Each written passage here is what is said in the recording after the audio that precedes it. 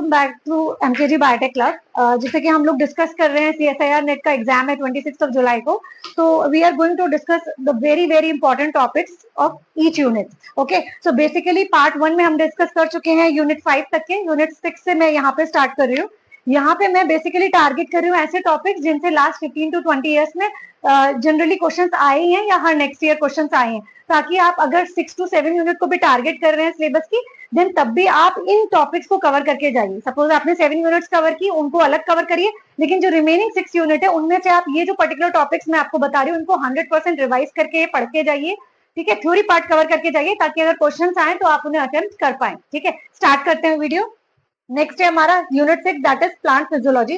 Plant physiology में से जो आपका वेरी वेरी इंपॉर्टेंट टॉपिक है वो है प्लांट ग्रोथ हार्मोन्स या प्लांट ग्रोथ रेगुलेटर्स नाम से। ठीक है, इसमें से 100% क्वेश्चन आना ही आना है। चाहे डायरेक्ट आपका सेक्शन बी में क्वेश्चन आ सकता है या मे बी सेक्शन सी में आपका कुछ मैच द फॉलोइंग टाइप या कई बार प्रॉपर्टीज दे देते हैं और आपसे पूछते हैं कि ये किस पर्टिकुलर हार्मोन की या किस पर्टिकुलर ग्रोथ रेगुलेटर की प्रॉपर्टीज है।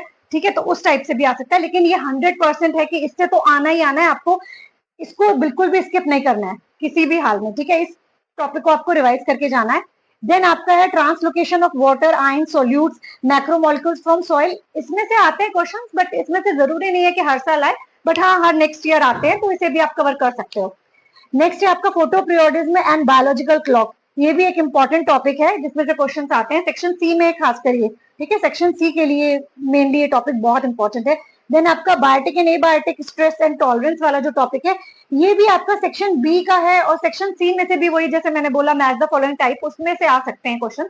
तो ये कुछ टॉपिक्स है plant growth hormones. Actually plant physiology बहुत बड़ी यूनिट है, बट जो मैंने स्टडी किया उसके अकॉर्डिंग ये कुछ ऐसे टॉपिक्स है जिनमें से 99% चांस है क्वेश्चन आने के। ठीक है, तो आप इनको रिवाइज करके जाइए। ठीक है, ताकि आपको प्रॉब्लम ना हो। नाउ नेक्स्ट हम मूव करते हैं एनिमल फिजियोलॉजी की तरफ। अगेन एनिमल फिजियोलॉजी भी बहुत बड़ी यूनिट है और बहुत सारे टॉपिक्स हैं, बट इनमें से भी मैं केवल उन्हीं को टारगेट कर रही हूँ जिसमें से मैक्सिमम या 99% चांसेस है क्वेश्चन आने के। देन आपका फर्स्ट है blood group system. Blood group system आप जब जेनेटिक्स पढ़ते हो वहां पे भी आप पढ़ते हो। ठीक है, तो ये एक तरह से आप कह सकते हो कॉमन टॉपिक है, जहाँ पे आपका कौन सा एक्सेप्टर डोनर है, blood group A B O system है। उसमें कई बार सेक्शन सी में भी क्वेश्चन आते हैं कि इंडिविजुअल फादर का ये ब्लड ग्रुप है, मदर का ये है, फर्स्ट चाइल्ड का ये आया तो सेकंड चाइल्ड के क्या चांसेस है, कौन सा ब्लड ग्रुप हो सकता है। या कई बार नोट करके क्वेश्चन आते हैं कि अगर मदर और फादर का ये ब्लड ग्रुप है, then what is the possibility that the जो ऑफस्प्रिंग प्रोड्यूस होगा उसका ये पर्टिकुलर ब्लड ग्रुप नहीं हो सकता, मतलब कोई भी चांस नहीं है। ठीक है, तो नोट करके भी क्वेश्चन आते हैं, तो ब्लड ग्रुप सिस्टम आपको अच्छे से पढ़ के जाना है। नेक्स्ट है हार्ट का स्ट्रक्चर एंड एनाटॉमी आप कह सकते हैं, वो आपको पूरा पढ़ के जाना है। ठीक है, कार्डियो सिस्टम जो है बेसिकली।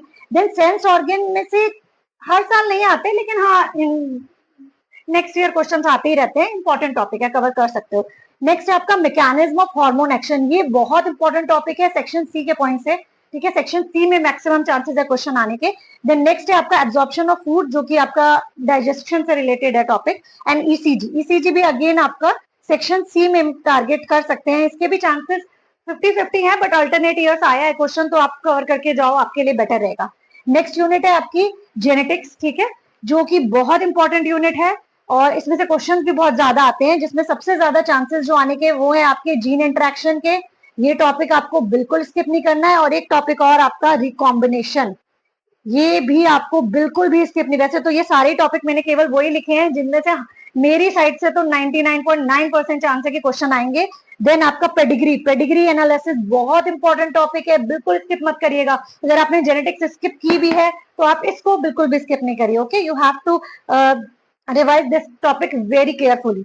देन जेनेटिक डिसऑर्डर, जिसमें क्रोमोसोमल एब्रिविएशंस आ जाती हैं आपकी। लिंकेज भी अच्छा टॉपिक है। एंड आपका जीन मैपिंग मेथड्स, ये भी सेक्शन सी के लिए टारगेट है, बट क्वेश्चन आने के चांसेस हैं। ओके, देन हमारा नेक्स्ट है आपका जो नेक्स्ट यूनिट है आपकी, नेक्स्ट 9th यूनिट है आपकी, उसको हमने टारगेट किया है, जिसमें कि आपका rare and endangered species, evolutionary relationship among taxa and migration of species. इसमें से एक्चुअली क्वेश्चन आते हैं, बट ये इंडिविजुअल यूनिटी अपने आप में इतनी इंपॉर्टेंट है कि हम गेस नहीं कर पा रहे हैं कि किसमें से क्वेश्चन आते हैं। बट जो मेरे अकॉर्डिंग है वो आपका ये जो माइग्रेशन वाला टॉपिक है, ठीक है, ई migration, in migration of species, ये पर्टिकुलर टॉपिक से तो क्वेश्चंस 100% आते हैं। Again rare and endangered species, ये आपको स्किप नहीं करना है, ठीक है।